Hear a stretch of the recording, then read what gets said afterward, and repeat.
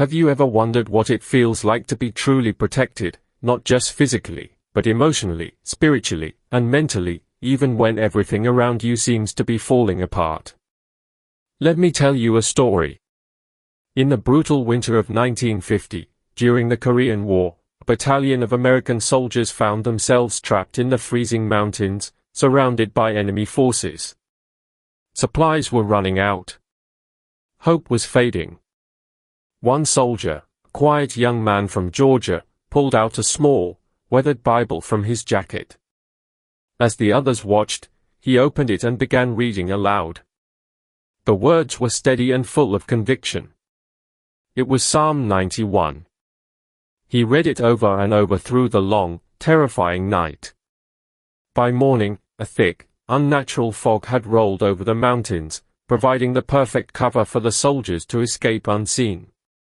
Many later said that the reading of Psalm 91 had changed the atmosphere. They felt they were not alone. They believed they were protected. Now, here's a curious fact. Psalm 91 has been known throughout history as the Soldier's Psalm, or the Psalm of Protection. During World War I, and even World War II, small cards printed with Psalm 91 were distributed among soldiers to carry in their pockets, close to their hearts. So here's a question for us today. Why has Psalm 91 been a source of strength for millions facing danger and uncertainty across thousands of years? The answer is simple and profound. Because it speaks directly to one of our deepest human needs, the need to know that even in the worst moments, we are not abandoned. That we are watched over. That we are safe in hands greater than our own. To fully appreciate Psalm 91, we need to understand its background. It is a sacred poem found in the Book of Psalms, part of the Hebrew Bible and the Christian Old Testament. Scholars suggest it was likely written around the 10th century BCE. Some believe Moses wrote it during the Israelites' journey through the wilderness. Others attribute it to King David, who certainly faced countless dangers throughout his life. Either way, Psalm 91 is not just a prayer, it is a declaration, a bold proclamation of trust in divine protection. In ancient Israel, life was unpredictable. Death could come from wild beasts, enemy raids, or plagues. There were no hospitals, no police forces, no insurance companies. Their sense of security came from their faith in God. Psalm 91, therefore, stands as a powerful reminder, in a fragile world, divine security is real. Now, let's walk through the heart of Psalm 91 and uncover its deeper meaning. It begins with the words, "He who dwells in the secret place of the Most High shall abide under the shadow of the Almighty." Dwelling implies more than a passing visit. It means living, staying, making your home. In other words, those who choose to live close to God, not just occasionally but continually, will find themselves sheltered. The secret place speaks of intimacy, a hidden, sacred space where God meets his people personally. In the burning heat of the Middle East, the idea of shadow meant life itself. Standing under the shadow of a strong, protective figure was a symbol of safety. To abide under God's shadow is to be covered by his strength and love. Next, Psalm 91 boldly claims, "I will say of the Lord, he is my refuge and my fortress, my God, in him I will trust." Notice the personal nature of this declaration, my refuge, my fortress, my God. It's not second-hand faith. It's personal conviction. A refuge is a hiding place. A fortress is a defensive stronghold. The psalmist isn't talking about wishful thinking, he's talking about unshakable confidence built on a personal relationship with God. The psalm continues, "Surely he shall deliver you from the snare of the fowler and from the deadly pestilence."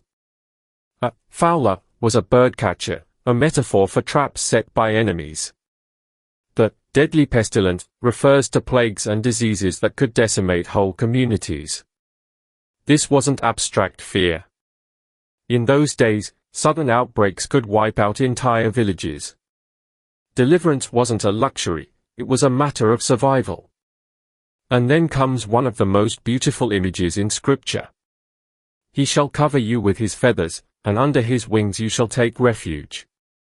It's the tender image of a mother bird gathering her chicks under her wings. It's strong yet gentle, fierce yet nurturing. In the New Testament, Jesus echoes this imagery when he laments over Jerusalem, saying he wished he could gather the people like a hen gathers her chicks under her wings. This theme continues. Ye shall not be afraid of the terror by night, nor of the arrow that flies by day, nor of the pestilence that walks in darkness, nor of the destruction that lays waste at noonday. Ancient people were terrified of nighttime dangers. Night symbolized chaos, fear, vulnerability. Psalm 91 dismantles that fear. It says, "You are covered, day and night, light and darkness." There's a remarkable promise in the next verses. 1,000 may fall at your side, and 10,000 at your right hand, but it shall not come near you. This is not a guarantee of a trouble-free life. It is a promise of divine distinction. Even when disaster strikes, God sees and protects his own. During the Black Death in the 14th century, when Europe lost nearly half its population, many believers clung fiercely to Psalm 91. Priests, monks, and ordinary people recited it over and over as a prayer for survival. Centuries later, during the COVID-19 pandemic, the same psalm again became a refuge for millions across the globe. The psalm continues. Because you have made the Lord, who is my refuge, even the Most High, your dwelling place, no evil shall befall you, nor shall any plague come near your dwelling. Again, the emphasis is on relationship. Protection is promised to those who dwell, not visit occasionally, but live consistently in connection with God. Then come some of the most famous words. For he shall give his angels charge over you, to keep you in all your ways. They shall bear you up in their hands, lest you dash your foot against a stone. The idea of angelic guardianship is ancient and powerful. In Hebrew tradition, angels were seen as real, active, and constantly at work. The early Christians also embraced this belief. They spoke of ministering spirits sent to serve those who trust in God. During wars and disasters throughout history, countless people have reported mysterious protection, soldiers claiming to have seen figures dressed in white leading them to safety, survivors of accidents describing being lifted out of danger. Psalm 91 gives a voice to those miracles. The final section of Psalm 91 shifts to direct speech, God himself speaking. Because he has set his love upon me, therefore I will deliver him. I will set him on high because he has known my name. He shall call upon me, and I will answer him. I will be with him in trouble. I will deliver him and honor him. With long life I will satisfy him, and show him my salvation. Here, the blessings are listed plainly. Protection. Deliverance. Elevated honor. Answered prayers. Presence in trouble.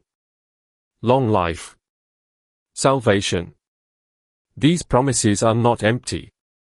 They are rooted in the character of a faithful God. Psalm 91 does not promise a life free from danger. It promises divine presence through danger. It doesn't mean the arrows won't fly or the pestilence won't stalk. It means that through every danger, every dark night, God remains closer than breath, stronger than any enemy. Today, in a world riddled with anxiety, war, disease, and natural disasters, Psalm 91 speaks louder than ever. It tells us that true security does not come from walls, weapons, or wealth. It comes from dwelling, living, in the presence of God. So, how do we dwell in the secret place? First, through consistency. Daily time with God, through prayer, scripture, reflection, builds the habit of intimacy. Second, through trust. Choosing to believe, even when feelings waver, that God is who he says he is. Third, through obedient action. Living lives that reflect that trust, lives of love, courage, and hope. Psalm 91 is not just ancient poetry. It's a living, breathing declaration. It's a covenant. And in every generation, through every storm, those who make their home in God find that He is exactly who He promised to be, a refuge, a fortress, a faithful protector. In the chaos of the world, when everything feels uncertain, there is a place of certainty. There is a secret place, and it's not hidden from us. It's open to anyone willing to step inside. The safest place to be is not behind locked doors or iron gates, but under the wings of the Most High. Will you choose today to dwell in that secret place? Before you go, I want to personally invite you to be part of our growing community here at Prayer Universe. If this video touched your heart or brought you peace, take a moment to hit that subscribe button and turn on notifications so you never miss a prayer or message that can uplift your spirit. But most importantly, I'd love to hear from you. In the comments below, share just one word or phrase of motivation that this video inspired in you, whether it's hope, gratitude, peace, or something else. Your words matter deeply to us because they help guide the content we create for this channel. Together, let's build a space filled with faith, encouragement, and connection. Thank you for being here, and remember, every prayer counts. See you in the next one.